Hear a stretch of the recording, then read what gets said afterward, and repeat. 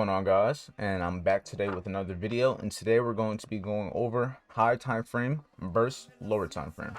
So let's just get straight right into the video and understanding the difference between higher time frame and lower time frame.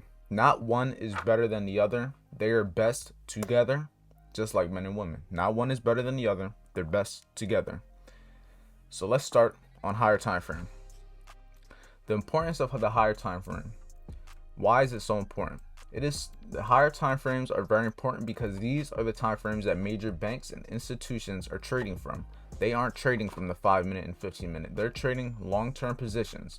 That's why daily order blocks, daily fib setups, daily imbalances, that's why they play such a major part when you're trading, because these daily setups, these daily order blocks is what the major banks are looking at. They're not looking at this 5-minute order block all the way over here. You can see it wasn't respected. They were looking on the higher time frame, understanding where price wanted to go, and that's why you can see from all the way up here when price had this rejection and drop off of this daily bearish order block, you can see how well it was respected before having a major drop. This isn't a small move, guys. This is a 1800 pip drop. Same thing from when price was respected this daily order block to the left. You can see this wasn't a small move either. This is a major 1800 pip move. Same thing over here. Price is respecting it once again. Not once. This is the second time, this daily area. And this is a 1200 pip move. You can see these are major moves, and you're only going to be able to catch these moves if you are looking at the higher time frame, because if you were looking at this on the 30-minute time frame, you would have never realized why price was doing this, because you can't even see over to the left enough to even realize why price was doing what it's doing. You see, you would never even know. But if you go to the daily time frame and just look to the left a little bit, you can see these institutional candles that you want to be paying attention to, and you can see how well in the big moves and the responses and the rejections that happen off of these daily areas. Higher time frame is the key to understanding your daily bias. If you're an intraday trader, you need to understand what is happening on the daily time frame, because if you're out of tune with the daily time frame, you're not going to know which area or which direction you are more or having the higher probability of trading in that direction. You want to be on the right side of the market, not the wrong, and the only way you're going to do that is by understanding the higher time frames.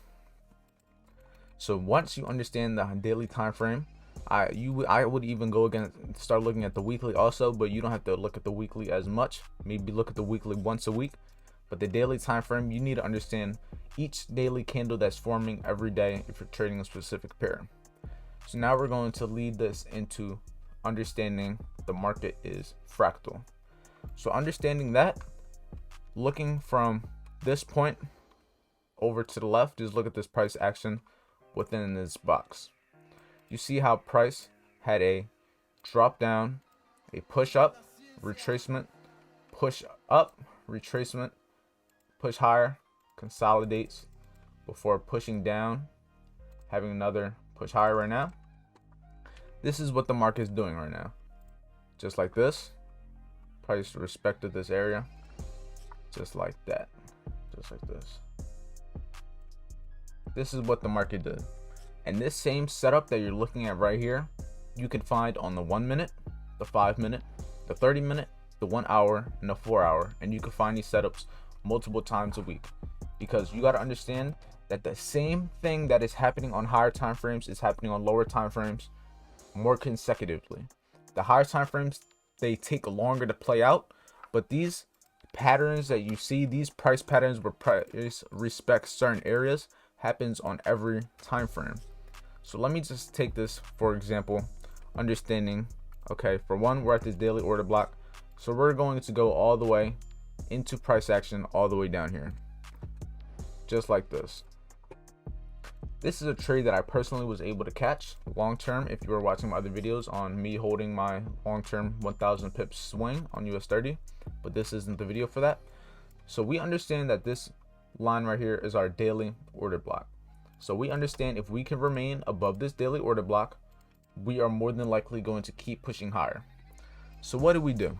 We go down to the lower time frames and we map out areas that price is likely to also trade to, likely to retrace to, all of that. So what do? We do what we always do on Earth is we'll pull our fibs, we'll look for order blocks, we'll find potential areas where price is likely to have rejections, we mark up all of our breaker blocks, we mark up all of our fair value gaps, we mark up everything. We just do our analysis how we usually will. If you guys mark up differently, then you would just mark up whatever you're doing. But we're understanding that due to the higher time frame, we are more than likely wanting to go higher. So from there, now we have that, we go down to the 30-minute and we look for trades off of this higher time frame analysis and higher time frame order block. So what would I do personally? I would wait for a possible retracement, because you don't have to catch it when price is at this daily order block. You could wait for retracement. So now that we see price is having a major reaction from this daily order block, we see it on the lower time frames. Now we could potentially look to catch trades from the lower time frame using our higher time frame analysis. So understanding that, we wait for a retracement. So say I wait for a retracement and I want to get in at the 38.20%, and this is where I'm willing to have a stop loss of 200 pips for potential push to take out these highs of a potential 2.3 risk to reward. And let's see what happens. Price comes down, retraces, we get into the trade. So now going back to the higher time frames, we're able to get in this trade at a lower price. We probably could have got even lower, down at the 62. Let's just say we got into 62, because mind you, this is hindsight. It doesn't really matter at the end of the day. Now this becomes a 3.7% risk to reward trade. Understanding that from the higher time frame analysis, and let's see where price goes.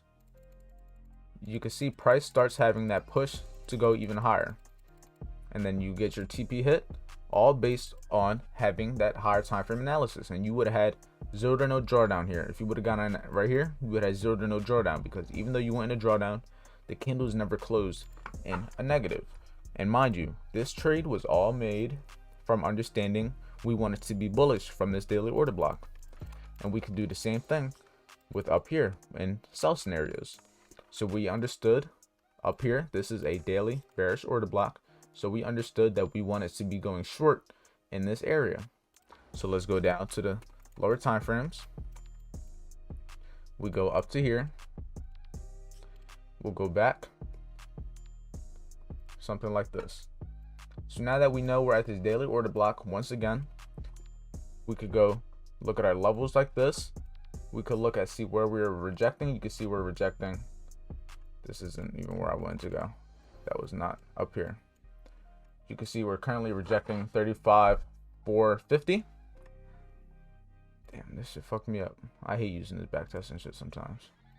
But you can see prices respecting this daily order block, and we know that we want to see prices become lower. So what we would do, we do everything we always do. We'll pull our fibs, we'll look at potential breaker blocks, we'll look at potential order blocks. And you can see in this point, price is rejecting the 70.50%, is rejecting our daily order block, and is also making a high during New York session right now. So this can be a potential New York reversal day. And if you maybe look at the Asian session, you can see that the Asian session is right here. And if you want to learn videos on the Asian session, watch my video on that. So you will be looking to target potential, maybe looking to target the 50% of this Asian range. Because mind you, this is a day trade. What am I trying to do? Right here, the 50%. So we're looking to target that 50%. We'll have a stop maybe above, but we're taking this trade based of our higher time frame bearish analysis due to this daily order block. So let's see what happens. Okay, in this case, price stopped us out, but then where did it go before going to our intended direction? So even though we took an L on that trade, this would have been a learning experience, and you can see price still reacted a certain way from this daily order block. And then let's see if price comes up one more time, so for us to potentially catch this drop. So now that we know that prices wants to go lower, we wait again. We just wait for possible retracement to still capitalize on this move. So in this case, I will wait for price to come a little bit higher, take out these highs, and then trade into the daily order block and the 62% one more time. And then from there, I will be looking to take a short trade to then take price even lower from this daily order block. and let's see what happens. In this case, price didn't come down. It looks like it respected the 38.20. Yeah, the 38.20 would have missed this trade, but you could see if you would have been wanting to have a bigger stop loss, you could have potentially got in here. But in this case, hindsight, you wouldn't have made this trade. But you can see off of this daily order block, you can see the reaction that comes from this. Because mind you, this isn't a small move. This is a 320 pip move.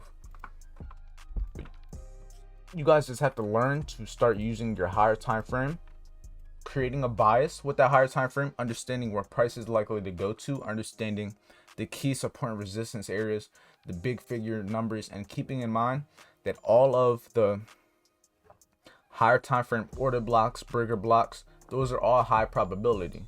So if you're trading on the 30-minute time frame, but you're trading off of a daily order block, a 4-hour order block, or maybe even a 1-hour order block, there is a higher probability that price will respect it if you're using it in the same trend bias of the higher time frame, if you understand what I'm saying.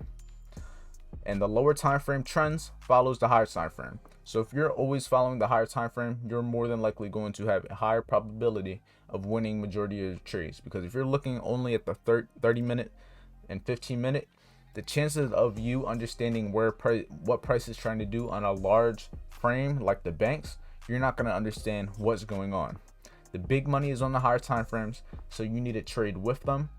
And it's as simply as just looking at your daily time frame every day and understanding where price is likely to go for the week and for the day. So hopefully this was a informative video. Hopefully it taught you a little something on understanding fractals and higher time frames, and understanding that you need to be looking at all of them. There's not one time frame better than the next. You have to use them all together because they are better together than separated. So hopefully I taught you something in this video, and I will see you guys in the next one. Make sure you like, comment, and subscribe. Hit this red button, and I'll see you guys next video, and y'all be safe.